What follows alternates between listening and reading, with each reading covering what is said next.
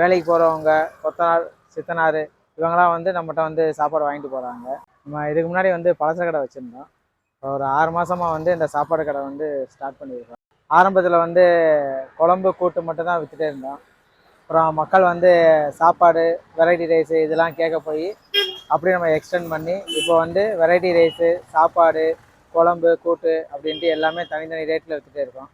குழம்பு, கூட்டு எல்லாமே வந்து 20 ரூபா, 30 ரூபா அந்த மாதிரி கொடுத்துட்டே இருக்கோம். ஏன்னா பிளெயின் சாப்பாடாக 30 ரூபா கொடுத்துட்டே இருக்கோம். சாப்பாடு, குழம்பு, கூட்டோட வேணும் அப்படின்னா 60 ரூபாய்க்கு கொடுத்துட்டே இருக்கோம். அதுபோக வெரைட்டி ரைஸ் வந்து நம்ம 40 ரூபாய்க்கு கொடுத்துட்டே இருக்கோம். பிரியாணி ஐட்டம் அப்படின்னா 50 ரூபாய்க்கு கொடுத்துட்டே இருக்கோம்.